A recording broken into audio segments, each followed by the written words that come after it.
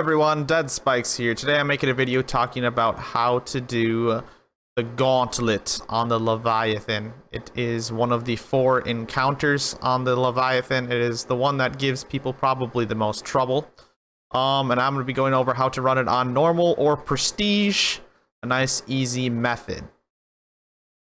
Now, the idea behind the Gauntlet is that you get these psionic charges that you need to run all the way through the Gauntlet without dying and deposit onto the inner elevator. When you grab the psionic charge, you have a timer on it that you'll blow up if you don't get another charge in a certain amount of time. So you got to be getting those charges through the walls to be able to survive. You'll notice here there are fires correlating with how many orbs have gone in. You'll notice right here in the center elevator there are 9 fires, or I guess 9 little worms that you need to fill with orbs or fire to be able to complete the encounter. And basically you can only run 3 times per side, so you can get 6 from the normal encounter if you do all 3 runs perfectly on each side, and then you'll need to get 3 on the very last Gauntlet where you'll run with your team. There are 3 rotations to doing the Gauntlet. There is the runner, the ground, and the plate. The very first rotation we'll be going over is the runner. When you pick up the psionic charge, you're going to get warped into the Gauntlet, which you can see I'm in right now. You'll see 1 out of the 9 rings is red. That's the ring I need to go through to grab my charge. We can see my team messed up there. They turned red because they didn't shoot the correct triangles on the outside. But basically my job as the runner is describing which one of the circles is red. The up and down location is what matters, not the left and right. So right there, I would have said X is middle. I need to inform my team what I see, and then I need to jump through that one. So you see up here, I see dog middle.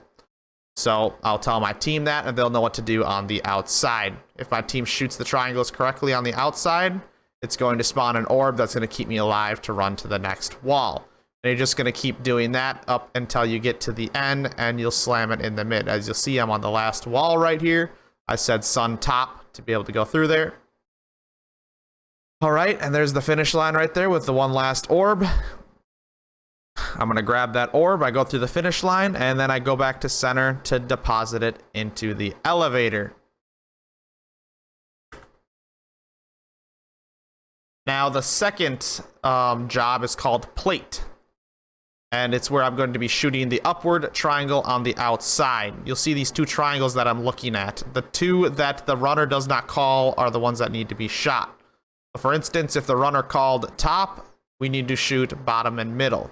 If the runner called middle, we'd have to shoot top and bottom. And if the runner called bottom, we'd have to shoot middle and top. The way to distinguish this is we have the plate player shoot the top one that needs to be shot, and the ground player shoot the bottom one that needs to be shot. So my job as plate is to be able to shoot that top one that's not called. You'll see every time I'm rotating, I'm looking back to kill my scion. Alright, we went through that pretty quickly, so I have a slow-mo here. After you get on that plate is when the runner can see the circle. Now that I've gotten on it, the runner called middle. So top and bottom needs to be shot on these triangles. Now as plate, you're only supposed to shoot the top one, but I'm able to shoot both to help my team out to make sure we don't mess up as much. So I shot both top and bottom to do it. But as plate, I should have only shot in top. Now I look back as soon as I rotate to kill the floating scion in the air. Now it's my job to shoot the next one.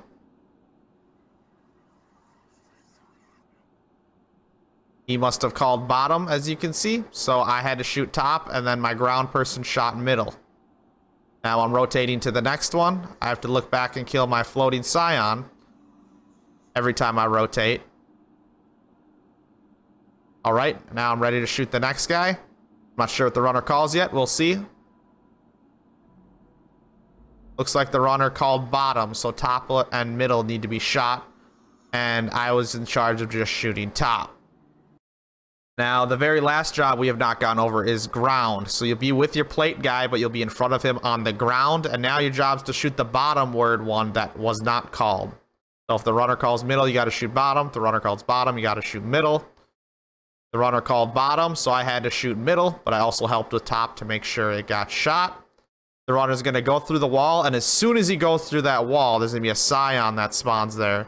You normally have to punch that Scion, but if you have a Telesto or an Anarchy, you can actually have that kill that Scion for you.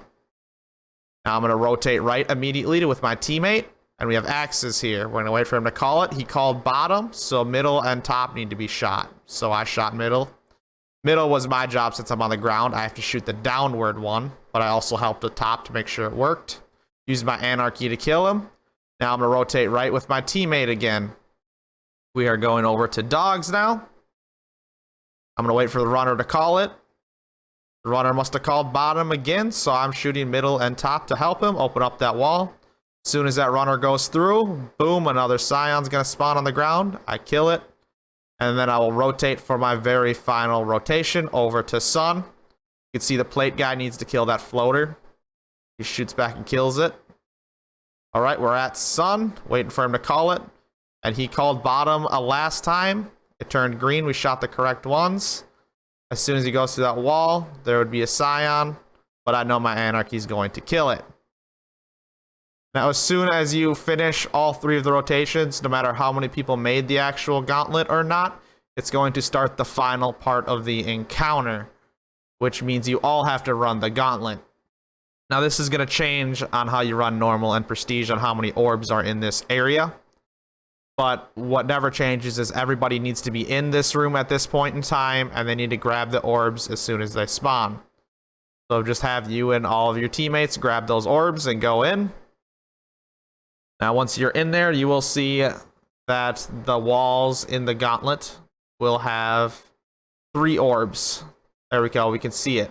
Now, you have to work with your team on working on who's getting what orb. The way that I like to do this is have Chalice team grab the first wall and Dog team grab the second wall. And that way you have to call each one you're going to jump at. So since I was Chalice team, I grabbed the first wall, and so did my 2 teammates. Now, I would purposely skip this second wall coming up, and that would be for all of Dog's team. They're going to call off their orbs that they're going to jump into.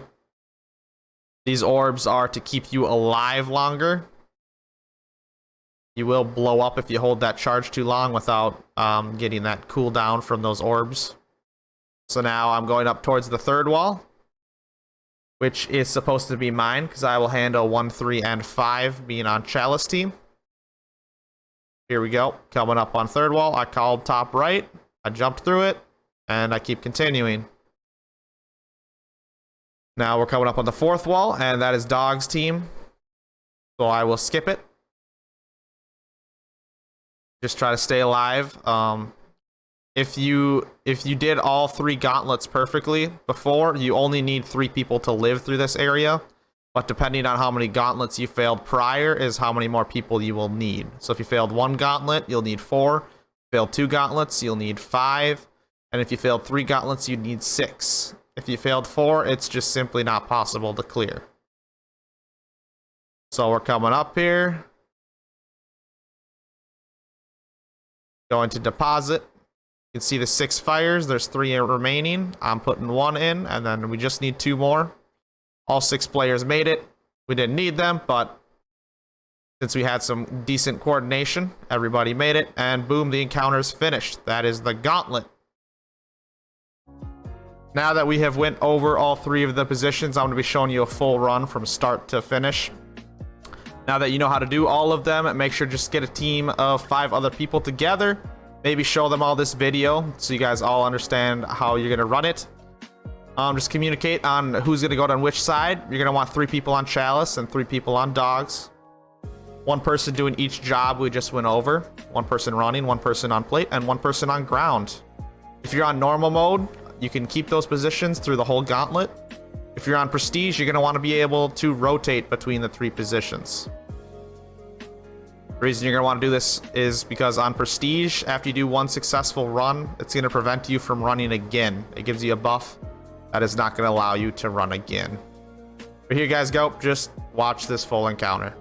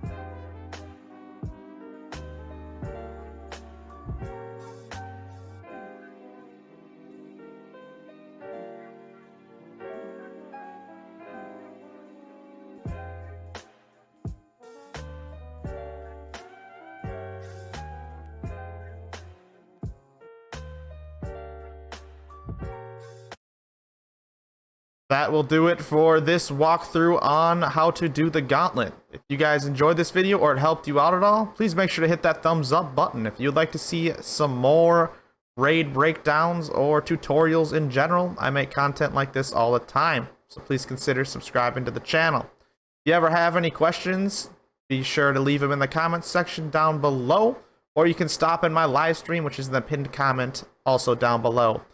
I do raid streams nearly every single day. Hope you guys have a wonderful day, and I'll see you in the next video.